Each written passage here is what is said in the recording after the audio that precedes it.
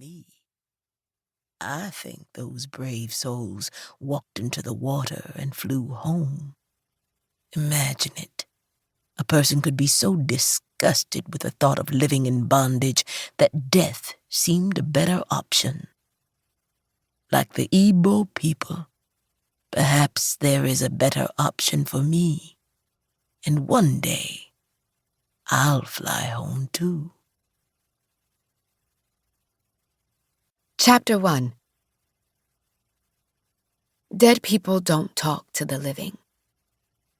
It should have been like any other drive out to the island to hear her voice. Simply get in the car and ride until the tears blurred my vision, making it impossible for me to see and forcing me to pull over to the side of the road. On really bad days, I'd drive for over an hour, sometimes winding up in a different city or town. Street signs and landmarks shifting in the periphery as I went chasing after someone I couldn't see or touch. Once, I drove all the way to Savannah from Daddy's house in Brunswick. But I never once went to the cemetery where she was buried because, to me, she wasn't in some dark hole in the ground. She was with me. I needed to believe that, or else I would die too. Depending on the day, sometimes I'd go to a park to sit and listen to the brief voicemail she'd left on my phone. I only had a few because it was rare that I didn't pick up a call from her. Even if I was in a meeting, I picked up her calls. Now, I relied on the soft fragments of brain tissue that conjured up memories and the deep well of despair in my heart to connect me to the woman I cherished more than anyone else in the world. Elizabeth Wood. Libby to her family and friends. Ma to me. Her death had landed like a boxer's blow inside my chest, sweeping away my breath and bringing me to my knees. A year later, and I was still having a hard time navigating the indescribable grief, because the person who usually helped me through any heartache I ever had was now the source of it. Shortly after she died, I'd swear I could still hear her voice, the cadence of it, as she talked about some church gossip or giggled at some joke Daddy had told her. It was silly, I know. Maybe it was some sort of grieving mechanism to get me through.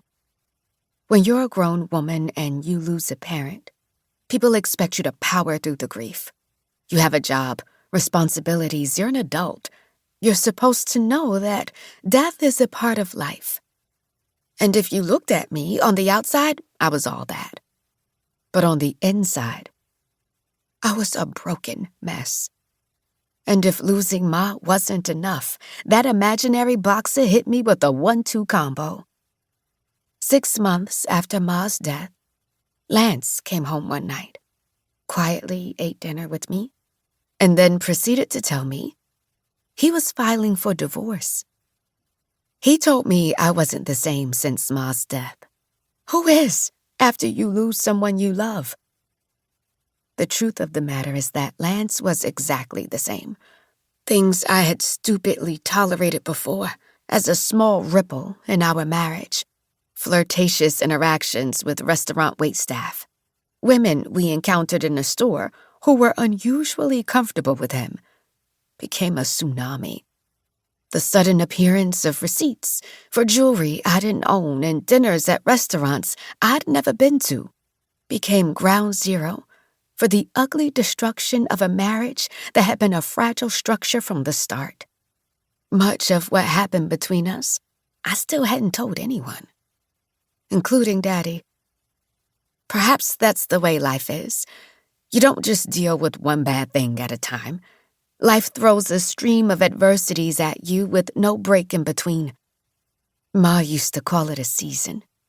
A job loss follows a death in the family. A cancer diagnosis comes right before a car accident.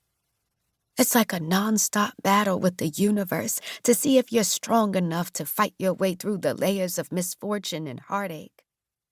But Ma always said,